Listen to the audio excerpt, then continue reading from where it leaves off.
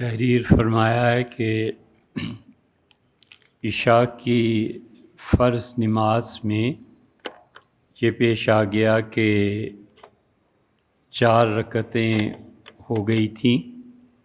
اور اس نے سمجھا کہ 3 ہوئی ہیں، تو 3 کے بعد انہوں نے چاہا کہ چوتھی پوری کریں، جبکہ در حقیقت وہ چوتھی کے بعد 5ویں رکعت ہو گئی، تو اب سجدہ سہو سے نماز ہو جائے گی یا نہیں ہوگی؟ تو دیکھیے سارا دار و مدار اس پہ ہے کہ چوتھی رکعت جو تھی اس کے بعد بیٹھے تھے یا نہیں۔ اگر چوتھی رکعت کے بعد نہیں بیٹھے تھے اور 5ویں رکعت کے لیے کھڑے ہو گئے اور اب 5ویں رکعت کے سجدے میں یاد آیا کہ ہوئے تو 5 رکعتیں ہو گئیں تو نماز باطل ہو گئی۔ اور دوسری صورت یہ ہے کہ چوتھی کے بعد بیٹھے تھے، پھر 5ویں کے لیے کھڑے ہو گئے، اب 5ویں پڑھ لی تو 6ٹھی بھی پڑھ لے، ٹھیک ہے؟ چوتھی کے بعد بیٹھے تھے نا تحیات للہ پڑھنے کے لیے، تو اب کھڑے ہو گئے 5ویں میں، 5ویں میں یاد آ گیا تو اب 6ٹھی بھی پڑھ لے، ساتھ ملا لے اور سجدہ سہو کر لے۔ جب سجدہ سہو ہو جائے گا تو یہ 2 نفل قرار پائیں گے اور 4 فرض قرار پائیں گے، 6 رکعتیں ہو جائیں گی۔ کسی شخص کی زمینی پیداوار مثلا مٹر پہ عشر یا زکوٰۃ واجب ہو گئی، اب اگر وہ شخص اس مٹر کی بجائے مٹر کی قیمت کے برابر کوئی دوسری فصل مثلا مکئی مستحقین کو دے دے تو کیا یہ ادا شدہ مال عشر اور زکوٰۃ میں شمار ہوگا یا نہیں؟ بالکل ہو جائے گا۔ مثلا فرض کر لیجئے کہ مکئی میں اس نے عشر ادا کرنا تھا، اب عشر کا جتنا پیسہ اس کا بنتا تھا اس نے اپنی کسی اور فصل مثلا گندم اتنی ادا کر دی، تو یہ مکئی کا جو عشر تھا اس صورت میں ادا ہو جائے گا، بالکل ٹھیک۔ لیکن یاد رکھنا چاہیے کہ مکئی میں جو عشر واجب ہوتا تھا فرض کیجئے 10,000 تھا، اور گندم جو ادا کی وہ 8,000، تو پھر نہیں، اس چاہیے 10 کرے یا پھر 10 سے بھی کچھ تھوڑا سا بڑھا دے تاکہ شک و شبے کی گنجائش نہ رہے۔ شوہر کا ایکسیڈنٹ پہ انتقال ہو گیا، میں اس وقت امید سے تھی اور بیٹی پیدا ہوئی، اس دوران عدت اور زچگی اور اس کے بعد میرے اور میری چھوٹی بچی کے مرحوم کے شوہر کے گھر والوں پر کیا حقوق و فرائض ہیں بالخصوص اخراجات کے حوالے سے؟ بیٹی سب سے پہلے تو آپ کا اور آپ کی بیٹی جو ہے نا اس کے متعلق فکر کرنی ہے کہ شوہر کے گھر والوں پر سب سے پہلے حق میراث واجب ہے، جو آپ کی وراثت بنتی ہے اور جو اس کی بیٹی کی وراثت بنتی ہے۔ فرض کر لیجئے ہم اس کا نام سہیل رکھ لیتے ہیں، سہیل کا انتقال ہو گیا، یہ سمجھنے میں ذرا آسان رہتا ہے۔ آپ اس کی اہلی ہیں اور ایک اس کی بیٹی ہوئی، جب بیٹی کی ولادت ہوئی چاہے وہ 5 منٹ بعد ہی انتقال کے ہوئی ہو، عدت ختم ہو گئی۔ ہمیشہ جب کوئی خاتون امید سے ہوں، جو ہی اس کا کوئی نتیجہ سامنے آیا، چاہے بچے کی پیدائش ہو، چاہے کچھ اور ہو جائے، بیمار تو کوئی بھی چیز ہو جائے، عورت کی عدت ختم ہو جاتی ہے۔ اب رہ گیا آپ کا اور آپ کی بیٹی کا مسئلہ، تو سب سے پہلے شوہر کی وراثت تقسیم ہونی چاہیے۔ یہ لازمی ہے کہ وراثت میں آپ کو اور آپ کی بیٹی کو شرعاً جو حصہ بنتا ہے وہ فوراً دیا جائے۔ اب ایک صورت اور ہو سکتی ہے، وہ یہ کہ جو حصہ بچی کا ہے یا آپ اپنے پاس امانت رکھ لیں گی کہ 1,00,000 روپیہ میری بیٹی کے لیے وراثت سے ملا ہے، یہ خالص پاک اور حلال مال ہے جو اس بچی نے اپنے مرحوم والد سہیل کی آمدن سے حاصل کیا۔ اگر آپ نہیں پھر اس کو خرچ نہیں کرنا ہے، یہ 1,00,000 روپیہ جو بچی کا حق ہے بالکل اس کو خرچ نہیں کرنا،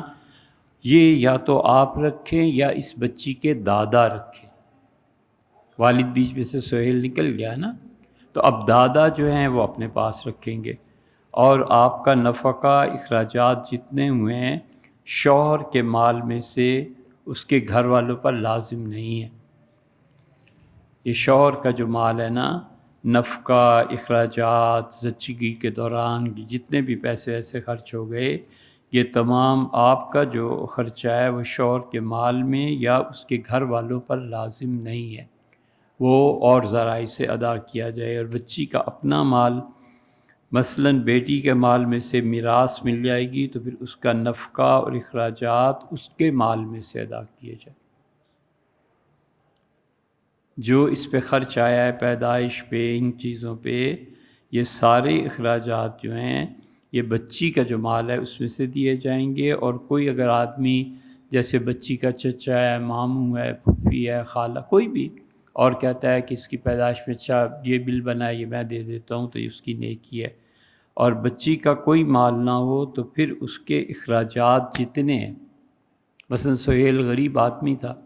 کچھ بچا ہی نہیں، تو اب اس کے دادا وارث ہیں کہ جتنی بھی زچگی کے دوران جو کچھ بھی پیش آیا ہے وہ دادا اپنے مال سے ادا کریں گے۔ ہمارے جاننے والے ہالینڈ میں مقیم ہیں، آج ان سے ملاقات ہوئی تو مارٹگیج کے گھر میں کے سلسلے میں دریافت فرما رہے تھے، کسب معاش کے سلسلے میں پاکستان سے وہ ہالینڈ چلے گئے، کرائے پر رہتے ہیں جو لانگ ٹرم کے لیے فیزیبل نہیں ہے، اپنا گھر لینا چاہتے ہیں، اسلامک بینکنگ کی آپشن ہالینڈ میں نہیں ہے، اور ایک ہی مرتبہ پوری قیمت ادا کر کے گھر لے لیں ان کے بس میں بھی نہیں ہے، تو ایسی صورت میں مارٹگیج کا کیا حکم ہے جبکہ بینک اس سے سود وصول کرے گا؟ بعض حضرات کا کہنا ہے کہ امام ابو حنیفہ اور امام محمد رحمہ اللہ کے نزدیک دارالحرب میں غیر مسلم کے ساتھ سودی معاملہ کرنا جائز ہے۔ شیراز صاحب، ہم آپ کو بہت آسان بات بتاتے ہیں، چھوڑیں اس فقہی بحث کو کہ دارالحرب کیا ہوتا ہے اور سود لینا ہے یا نہیں لینا۔ آپ صرف ان سے کہیں یا آپ خود ایک کام کریں،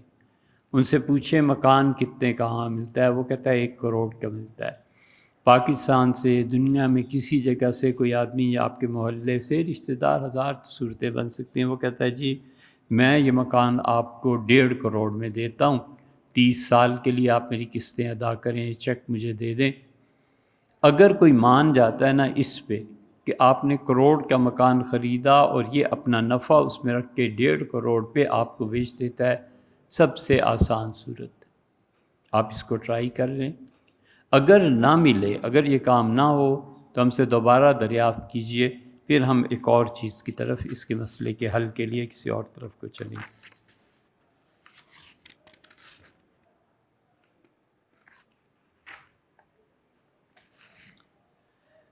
حیات النبی کے بارے میں بھیا اہل علم کی آراء مختلف ہیں، اور آپ نے تحریر فرمایا کہ آپ دیوبندی مسلک سے تعلق رکھتے ہیں۔ میں آپ سے دیوبند کے بانی حضرت قاسم نانوتوی رحمۃ اللہ علیہ کی عبارت بتا دیتا ہوں جو لطائف قاسمیہ میں حضرت رحمۃ اللہ علیہ نے تحریر فرمائی۔ یہ مسئلہ ہمیں معلوم ہے، جیسے کہ آپ نے بھی فرمایا ہے، صوبہ سرحد میں کفر اور اسلام تک پہنچ گیا ہے، اور لوگ اس پہ مناظرے اور بحث اور پٹھان اس میں، اور وہ بھی دیوبندیوں کے 2 حلقے، ایک حلقہ یہ ہے، ایک حلقہ یہ بات دونوں کو بتانی چاہیے کہ آپ کے جد امجد اور ہمارے علمی طور پہ بہت بڑی ہستی حضرت محمد قاسم نانوتوی رحمۃ اللہ علیہ نے لطائف قاسمیہ میں لکھا ہے، حضرت رحمۃ اللہ علیہ سے انبیاء علیہ السلام کی حیات در قبر کے بارے میں دریافت کیا گیا ہے، تو فرمایا رہی احادیث تو ان کے رجوع کرنے کی اس وقت ضرورت نہیں، یعنی جن احادیث سے حضور اقدس صلی اللہ علیہ وسلم یا انبیاء علیہ السلام کی زندگی حیات ثابت ہوتی ہے، اب یہ ضرورت نہیں ہے کہ ان احادیث کی طرف التفات کیا جائے۔ جو یہ تحقیق کیجئے کہ کون سی حدیث صحیح ہے اور کون سی ضعیف، دونوں اپنے اپنے دلائل حدیث سے دیں گے نا۔ حضرت رحمۃ اللہ فرماتے ہیں کہ اب ان دلائل کی تنقیح کرنا کہ یہ حدیث ضعیف ہے، یہ مجروح ہے، مرفوع ہے، یہ ایسی ہے، یہ ایسی ہے، اس کی اب اتنی اس طرف رجوع کرنے کی میرے پاس اتنا وقت بھی نہیں۔ پھر پر پھر تو اس میں مجھ کو ان باتوں کی خبر کم ہوتی ہے۔ یعنی جہاں میں بیٹھا ہوں دیوبند میں، یا اتنی کتابیں مل جائیں، اتنی چیزیں مل جائیں، مجھے اس کی خبر کم ہوتی ہے، کیونکہ یہ باتیں کتابوں سے متعلق ہیں۔ اور آپ خود جانتے ہیں کہ جیسے سپاہی بے ہتھیار ہوتے ہیں، ایسے ہی یہ جاہل عالم بے کتاب ہے۔ یعنی جس طرح جہاد بغیر اسلحے کے نہیں کیا جا سکتا، اس لیے کسی مولوی عالم دین کے پاس کتابیں نہ ہوں تو سپاہی تو ہے مگر اس کے پاس ہتھیار نہیں ہے۔ یہ باتیں آپ خود حضرت شیخ کی تصانیف سے نکال لیں۔ حضرت شیخ سے مراد غالباً ہمارا خیال ہے کہ حضرت حاجی امداد اللہ صاحب مہاجر مکی رحمۃ اللہ علیہ کی کتابیں ہوں گی۔ ان میں فیصلہ ہفت مسئلہ اور حضرت رحمۃ اللہ علیہ کی کتاب اور یہ چیزیں جو در حقیقت حضرت تھانوی نور اللہ مرکدو نے لکھی تھی، یہ وہ چیزیں ہوں گی غالباً۔ کسی اور کو پتہ ہو کہ حضرت شیخ سے یہاں کیا ان کی مراد ہے اپنے پیر و مرشد کے علاوہ، تو ضرور بتائیں۔ مگر ایسا یاد پڑتا ہے کہ اکثر احادیث باب حیات ضعیف ہیں۔ یعنی جن روایات سے تم قبر میں زندگی کو ثابت کرتے ہو وہ ضعیف ہیں۔ زیادہ کیا عرض کروں؟ ہاں اتنا عرض کیے دیتا ہوں کہ گو عقیدہ تو یہی ہے کہ انبیاء علیہ السلام اپنی قبور میں زندہ ہوتے ہیں، اور میں جانتا ہوں انشاءاللہ تعالی ایسا ہی رہے گا۔ یعنی میرا عقیدہ آئندہ بھی ایسے ہی رہے گا کہ انبیاء علیہ السلام اپنی قبروں میں زندہ ہیں، مگر اس عقیدے کو عقائد ضروریہ میں سے نہیں سمجھتا۔ یزما قاسم نانوتوی رحمۃ اللہ علیہ کہہ رہے ہیں کہ حیات کا عقیدہ میں ضروری عقائد جو اہل السنہ کے ضروری عقائد اس میں سے نہیں سمجھتا۔ نہ تعلیم ایسی باتوں کی کرتا ہوں، ایک میں ان چیزوں میں نہیں پڑھتا، نہ منکروں سے دست و گریبان ہوتا ہوں،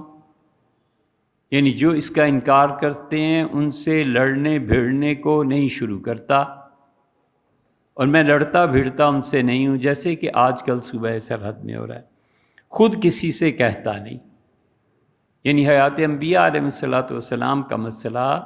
میں خود کسی سے نہیں کہتا، پھر کوئی پوچھتا ہے اور اندیشہ فساد نہیں ہوتا۔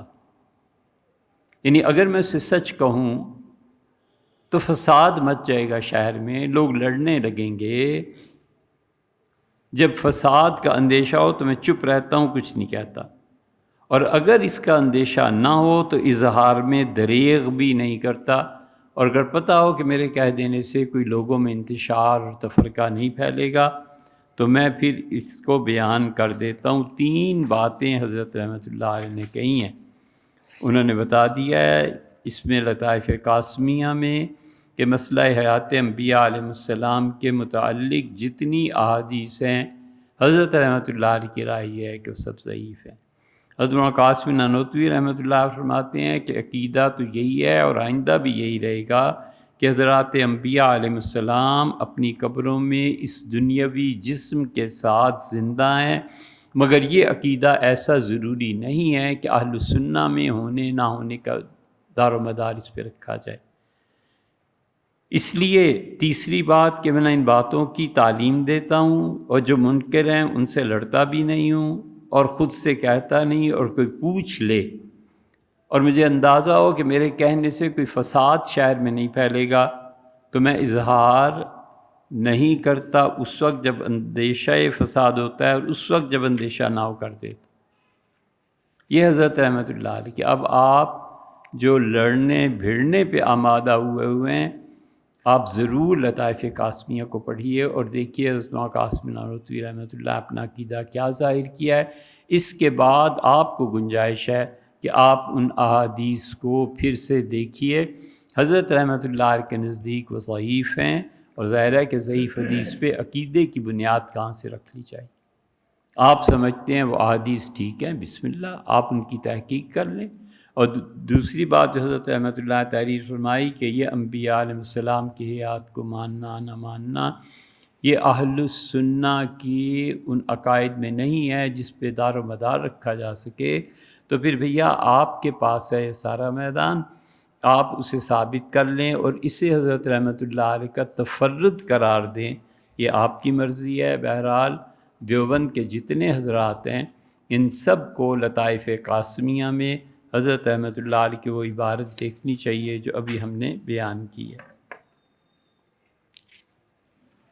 بامبے سے قریبی رشتہ دار کی طرف سے رہنمائی کے لیے عرض کر رہی ہوں، قریبی رشتہ دار کی طرف سے ان کی جانب سے سوال یہ ہے کہ کیا قیامت کے دن عورت کو یہ اختیار دیا جائے گا کہ وہ جنت میں اپنے شوہر کے ساتھ رہنا چاہتی ہیں یا نہیں؟ اگر وہ چاہے تو کیا اسے کسی اور کے ساتھ رہنے کا بھی اختیار ہوگا یا نہیں؟ جہاں تک بھائی ان چیزوں کو پڑھا ہے یا افتاء میں غور کیا ہے کہ خاتون اگر شادی شدہ ہیں تو اگر اس کا شوہر جنتی ہوا اور زبان جو بھی جس کی چلتی ہے دوسرے کے گناہ اس سے معاف ہو گئے، کیا ہے جی ہوا کیا ہے؟ کنفرم ہے جنتی، فرماتے ہیں کنفرم جنتی۔ ویسے جس کی بھی زبان زیادہ چلتی ہو نا اس کا فریق مخالف بیچارہ یہ فرماتے ہیں کہ اللہ ایسے ہی کرے، یعنی ایسی دے جو سناتی رہے، لا حول ولا قوت الا باللہ، اللہ جنت ہی کرے۔ تو اگر خاتون کے شوہر کو بھی اللہ نے معاف فرما دیا اور جنت میں پہنچ گیا تو شوہر کو جو حوریں ملیں گی وہ اس سے کم تر درجے کی ہیں، یہ زیادہ قرب اور محبت کا محل ہے، اس عورت کو کہیں نہیں، اسی کے شوہر کے ساتھ رکھا جائے گا۔ اس لیے رسول اللہ صلی اللہ علیہ وسلم نے جو الفاظ ارشاد فرمائے ہیں نا مرد میت کے لیے، اس میں تو یہ فرمایا ہے کہ وہ بدل ہو زوجن خیرا من زوجی، اللہ اس کو اس کی بیوی سے بہتر، یعنی بہتر بیویاں عنایت فرمایا۔ بہتر کا مطلب یہ ہے کہ ایک اندر کے اخلاقیات ہیں وہ تو شوہر کے بھی ٹھیک ہو جائیں گے، اس کے بھی ٹھیک ہو جائیں گے۔ حسن و جمال بھی مراد ہو سکتا ہے، اور بعض محدثین کا خیال یہ ہے کہ اس سے مراد یہ ہے کہ اس میں جو خراب چیزیں تھیں دنیا میں اے اللہ ان کو نکال دے اس عورت سے، اور اس سے بہتر عورت عنایت فرما، یعنی اسی کو مگر اس میں بہتر اخلاقیات آ جائیں۔ تو دنیاوی صفات کو جنتی صفات سے بدلنا ہے۔ اسی لیے عورت کے متعلق جو احادیث آئی ہیں اس میں حضور صلی اللہ علیہ وسلم نے کہیں نہیں فرمایا کہ اس عورت کو شوہر ایسا دے دے جو پہلے شوہر سے بہتر ہو، لیکن مرد کے متعلق فرمایا کہ ایسی بیوی دے دے جو پہلے سے بہتر ہو۔ مالک ابن نویرہ کون تھے اور سیدنا خالد ابن ولید رضی اللہ عنہ کو کیوں قتل کیا؟ بھیا مالک ابن نویرہ کے متعلق مختلف روایات ہیں۔ مالک بن نویرہ نے پہلی بات تو یہ ہے کہ حضور اقدس صلی اللہ علیہ وسلم کی وفات پر اپنے قبیلے کو جمع کر کے خوشی کا انعقاد کیوں کیا؟ اس نے جب سنی یہ خبر کہ حضور اقدس صلی اللہ علیہ وسلم تشریف لے گئے دنیا سے، اس نے اپنے کنبے کو جمع کیا، قبیلے کو جمع کیا، بہت کچھ ہوا اس کنبے اور قبیلے میں، جشن منایا۔ پھر مالک بن نویرہ کی طرف حضور صلی اللہ علیہ وسلم نے جن قاصدوں کو بھیجا تھا کہ وہ زکوٰۃ وصول کریں، اسے جب پتہ چل گیا کہ انتقال ہو گیا ہے تو اس نے زکوٰۃ مزید دینے سے بھی روک دیا، اور جو زکوٰۃ کے پیسے آئے ہوئے تھے وہ مالکان کو بھی واپس کر دی۔ یہ حرکت کیوں کی؟ اسی طرح مالک بن نویرہ جو ہیں اس نے سجاح سے تعلق قائم کیا۔ سجاح ایسی عورت تھی ولیعذ باللہ، اس نے نبوت کا دعویٰ کیا، اور یہ تاریخ میں ملتا ہے کہ سجاح کے پاس وہ شادی ہو گئی تو اسے پھر اگلے دن جب یہ اس قلعے سے چلی گئی تو یاد آیا کہ ہو میں نے تو مالک سے اپنا حق مہر ہی نہیں طلب کیا، تو وہ پلٹی اور اس سے کہا جا کے مالک سے کہو کہ میرے حق مہر ادا کرے، تو اس سے کہا ظہر اور عصر 2 نمازیں تمہارے حق مہر میں تمہیں معاف کی۔ نہ عشاء اور فجر، اس کا عشاء اور فجر نہ پڑھو تمہاری مرضی ہے، میں نے یہ شریعت کے ساتھ کھیل نہیں ہے تو اور کیا ہے۔ اس لیے سیدنا ابوبکر رضی اللہ عنہ نے جب منکرین زکوٰۃ سے جنگ کا اعلان فرمایا تو یہ مالک ابن نویرہ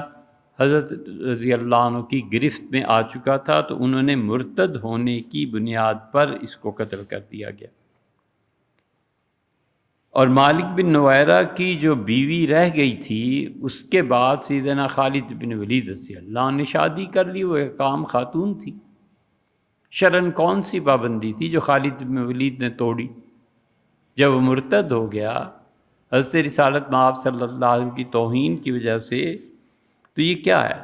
بعض صحابہ رضی اللہ عنہ جنہیں ان چیزوں کی اطلاع نہیں ملی تھی، جیسے حضرت ابو قتادہ رضی اللہ عنہ، انہوں نے گواہی دی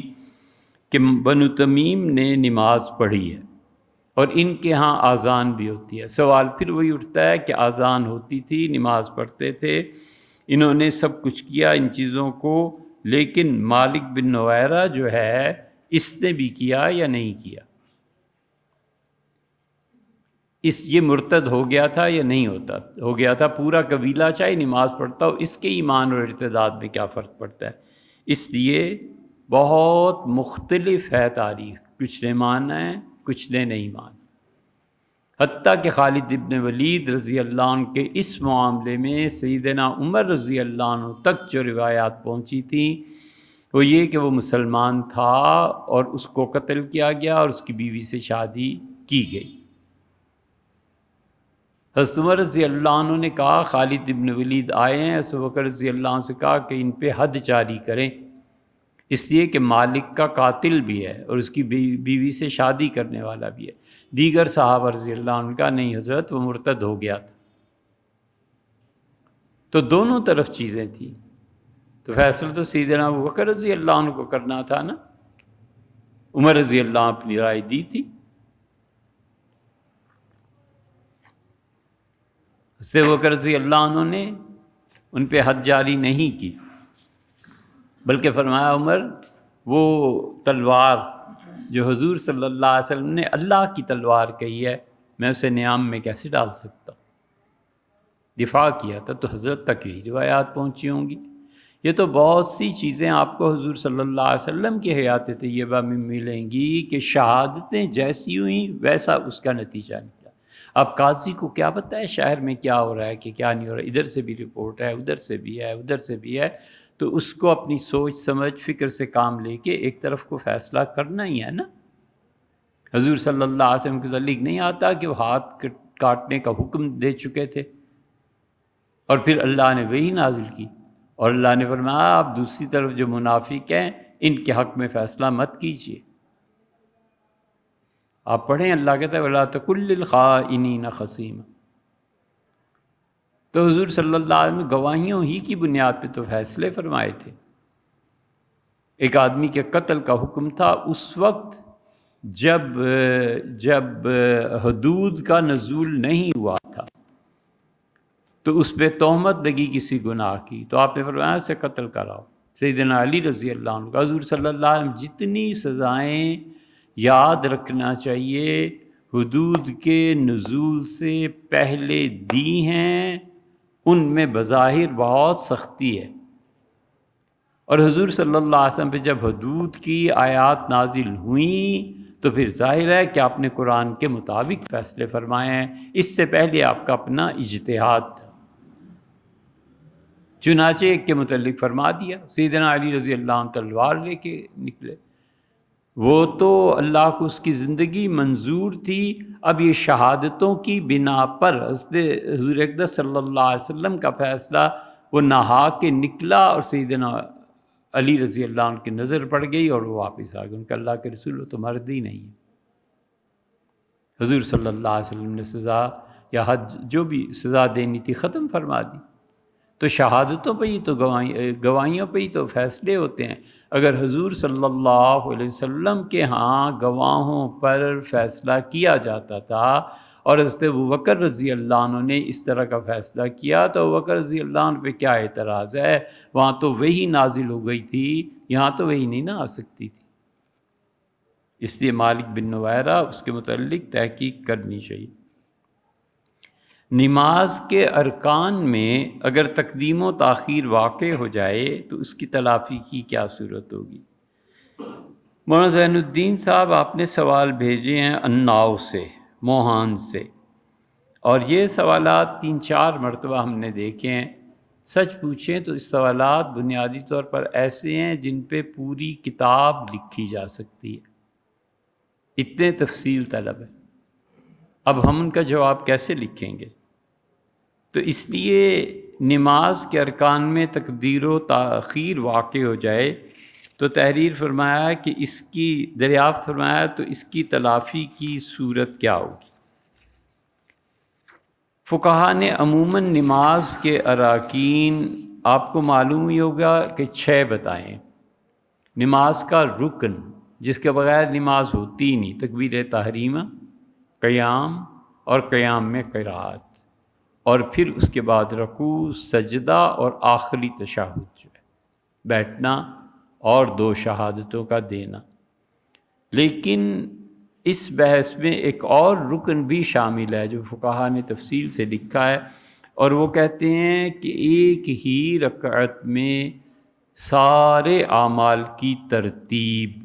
جتنے رکن ہیں ان کی ترتیب، یعنی سب سے پہلے تکبیر تحریمہ کہی جائے گی، پھر اس کے بعد قیام جو ہے وہ ہے، اس کے بعد قرات اس میں کی جائے گی، پھر رکوع اور سجدہ اور تشہد، یہ 6 کی 6 چیزیں ایک ترتیب میں۔ یہ ترتیب خود 7ویں چیز ہے کہ ایک رکعت کے ارکان میں ترتیب بھی فرض ہے۔ کوئی آدمی کھڑا ہوا اور وہ رکوع میں چلا گیا، اب اس سے قیام اور قرات چھوڑ دی،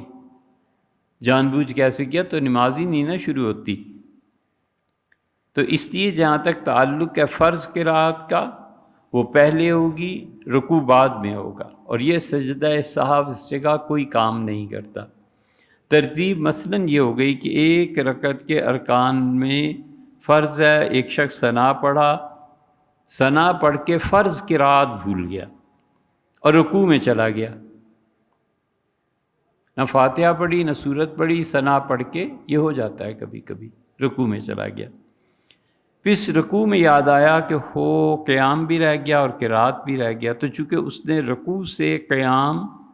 پہلے، رکوع سے پہلے اس کو قیام کرنا تھا اور رکوع سے پہلے قرات کرنی تھی، لیکن ترتیب ٹوٹ گئی، تو جو پہلا اب اٹھے قرات کرے، فاتحہ پڑھے، سورت کو ملائے، اب جو پہلا رکوع تھا نا وہ کل عدم ہو گیا اور دوبارہ رکوع کرنا فرض ہے۔ فقط سجدہ صاف سے نماز نہیں ہوتی۔ ثنا پڑھ کے رکوع میں چلا گیا تھا، پھر یاد آیا کہ میرا یہ جو قرات تھی وہ رہ گئی، اٹھے اور ثنا پہلے ہی پڑھ چکا ہے، اب فاتحہ پڑھے، سورت کو ملائے اور دوبارہ رکوع کرے۔ اگر یہ رکوع رہ گیا تو فرض چھوٹ گیا، آخر پہ سجدہ صاف کرنے سے نماز نہیں ہوئی، نماز ٹوٹ گئی۔ تو اگرچہ اب دیکھیں پہلے اور بعد کی ترتیب بدلی ہے، لیکن فرض کو چھوڑنے کی بنا پر یہ جو رکوع ہے نماز باطل ہو جائے گی، اور اگر رکوع اس نے دوبارہ کیا تو اب ترتیب میں تقدیم و تاخیر ہوئی، لیکن یہ کہ رکوع ہو گیا۔ یہی بات آپ قرات فرض بھول کر رکوع کے بعد سجدہ کر لینے میں بھی کر سکتے ہیں۔ اب یہ شخص سجدے سے قیام میں قرات فرض کے لیے لوٹتا ہے، رکوع کر لیا، کھڑا ہو گیا، سجدہ کر لیا، سجدے میں یاد آیا کہ میں نے تو قرات کی نہیں تھی، تو اٹھے پھر سجدے سے قرات کرے، سورت ملائے، اس کے بعد رکوع کرے، اس کے بعد پھر سجدہ کرے، اور یہ جو اتنی بڑی تبدیلی واقع ہوئی ہے اس کی بنا پر اسے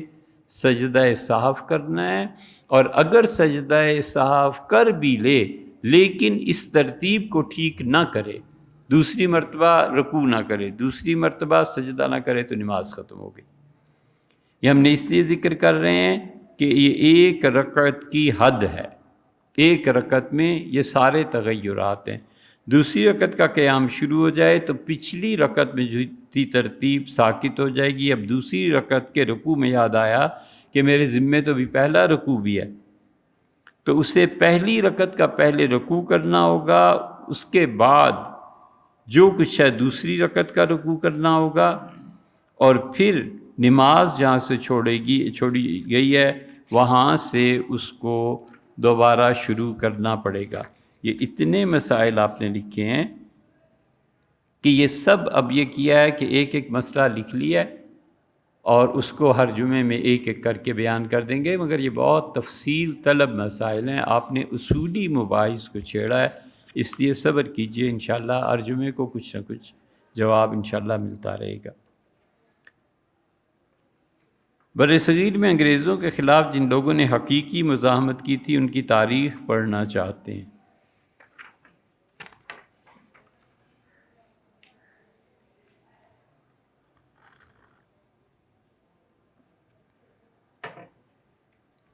حضرت مجدد رحمۃ اللہ سے لے کر پاکستان بننے تک جو احیائی تحریکات اٹھی ہیں ان کا بھی مطالعہ کرنا چاہتا ہوں۔ طلحہ، لاہور سے طلحہ صاحب، آپ ماشاءاللہ یہ جو احیائی تحریکات ہیں نا، یہ اس طرح کے الفاظ پڑھے لکھے لوگ استعمال کرتے ہیں، یا تو آپ ہوں گے پھر یہ تحریکات اور خلافت اور یہ چیزیں، ڈاکٹر اسرار صاحب، یہ جماعت اسلامی، یہ حضرات ایسے الفاظ کا استعمال فرماتے ہیں۔ بہرحال اس سے ہٹ کے جتنی کتابیں آپ چاہیں اس موضوع پہ ہم آپ سے عرض کر سکتے ہیں، جتنی کتابیں آپ چاہیں، لیکن ہمارا چونکہ آپ نے پوچھا ہے تو مشورے کے طور پہ عرض ہے، شیخ محمد اکرام کسی زمانے میں ڈپٹی کمشنر ہوا کرتے تھے، انہوں نے ایک کتاب لکھی تھی 3 جلدوں میں، رود کوثر، موج کوثر، آب کوثر۔ اگر کہیں یہ مل جائے تو اس کو پڑھیے۔ حضرت مجدد الفسانی سرہندی رحمۃ اللہ سے لے کے اور پاکستان بننے تک بہت چیزیں اس میں مل جائیں گی۔ 3 کتابیں ہیں، ایک ہی مجموعہ ہے، رود کوثر، آب کوثر، موج کوثر، اس کو پڑھیے۔ دوسرے، علماء ہند کا شاندار ماضی، اور محمد میاں صاحب، سید محمد میاں صاحب رحمۃ اللہ علیہ کی ہے اور بہت مفید کتاب ہے، اسے پڑھیے۔ اس میں بعض جگہیں ایسی ہیں جن پہ تبصرہ کیا جا سکتا ہے، مگر مجموعی طور پہ وہ کتاب بڑی اچھی ہے۔ تیسرے، اس سلسلے میں اگر آپ نے پڑھنا ہونا تو ہے تو مشکل کتاب، مگر بہت بہت گہری کتاب ہے، اور وہ مختار مسعود، اللہ تعالیٰ غریق رحمت فرمائے اور اللہ تعالیٰ جنت میں ان کے درجات بلند کرے اور اللہ انہیں اپنا خاص قرب نصیب فرمائے۔ مختار مسعود کی 5 کتابیں پڑھی، شیر کا بچہ ہے، 5 کتابیں، لیکن کمال کیا ہے، 85-87 سال عمر پائی، لیکن افسوس کہ اس پاکستان میں 5% بھی ایسے نہیں ہیں جو اس کی کتابیں سمجھ سکیں، اور کتابیں سمجھنے کے بعد اس کی فکر کو سمجھنا 2% بھی نہ شاید ملے۔ اس ملک کا وہ باشندہ نہیں تھا اور علی گڑھ کے پڑھے ہوئے تھے۔ علی گڑھ کو جن لوگوں پہ فخر کرنا چاہیے، اور علی گڑھ کی تاریخ میں یہ روشن ستارے، کمال کے آدمی یہ تھے۔ مختار مسعود ان کی ساری کتابیں پڑھی ہے، تو ایک ہم نے شیخ محمد اکرام کا کہا، یہ بھی شاید علی گڑھ کے ہی پڑھے ہوئے تھے۔ ایک دوسرے ہم نے محمد میاں صدیقی، سید محمد میاں صاحب رحمۃ اللہ کا ذکر کیا، وہ دارالعلوم دیوبند کے تھے، اور تیسرے مختار مسعود صاحب کا، یہ دیوبند کے پڑھے ہوئے تھے۔ میرا نام بلال ہے اور لاہور سے تعلق ہے۔ جب کوئی نئی چیز خریدتا ہوں یا عمل کرتا ہوں تو میرا کچھ نہ کچھ نقصان ہو جاتا ہے، جسمانی اور ذہنی تکلیف ہوتی ہے۔ بھیا اس میں ہم کوئی شرعی چیز تو اب کیا بتائیں، جو ہوتا ہے سو ہوتا ہے، لیکن ایک ٹوٹکا آپ کہیں، یہ شرعی چیز نہیں ہے۔ اگر یہ مؤثر نہ ہو تو بھی کوئی حرج نہیں ہے، کسی پہ کوئی فرق نہیں آتا۔ لیکن صوفیہ نے لکھا ہے، صوفیہ نے تو لکھا ہی لکھا ہے، یہ ہندو جو ہیں نا، پنڈت براہمن، وہ بھی لکھتے ہیں کہ یہ جو نقصان ہو جاتا ہے، مثلا آپ نے کہا کہ کپڑے پہننا، کپڑے پہ داغ لگ جاتا ہے فوری طور پہ، نظر لگ جاتی ہے گاڑی میں۔ اس کا ایک طریقہ یہ ہے کہ جب آپ اچھے کپڑے پہنیں تو اس میں کہیں نہ کہیں داغ لگا دیا کریں۔ گاڑی پہلی اچھی خرید لی، اس کے نیچے گاڑی کے کہیں نہ کہیں اس کا جو روغن ہے اسے کھرچ دیا کریں۔ تجربہ یہ کہتا ہے کہ اس سے نظر باطل قرار پاتی ہے اور نظر ٹوٹ جاتی ہے، لیکن یہ کوئی شرعی مسئلہ نہ سمجھ لینا، ایسے نہ ہو کل کو مولوی صاحب کتاب و سنت کی بات نہیں کر رہا، یہ لوگوں کے تجربات ہیں، پرانے لوگوں کے۔ اسی طرح جب کوئی کاروبار شروع کریں تو صدقہ و خیرات کچھ نہ کچھ کر دینا چاہیے۔ ایک دوسرے اس سے اگر نفع وصول ہو تو پہلا نفع جو ہوتا ہے اسے بھی اللہ کی راہ میں کچھ تھوڑا بہت خرچ کر دینا چاہیے۔ تیسرے یہ دیکھ لینا چاہیے کہ جب تک وہ کام پورا نہ ہو جائے، مثلا 2 آدمی ہیں، انہوں نے بزنس کرنا ہے، پلازا بنانا ہے، دوسرے نے کہا میں نے اتنے پیسے، جو بھی ہے، جب تک یہ پورا نہ ہو جائے، یہ جو ایگریمنٹ ہے پورا نہ ہو جائے اور پہلے نفع سے خیرات نہ ہو جائے، تب تک کسی سے ذکر نہیں کرنا چاہیے۔ یہ جتنے بڑے کام ہوتے ہیں نا خاموشی سے کرنے چاہیے، حتیٰ کہ انتہا پہ پہنچ کے لوگوں کو خود ہی پتہ چل جائے کہ کیا بزنس ہوا ہے اور کیا چیزیں، ورنہ نظر کھا جاتی۔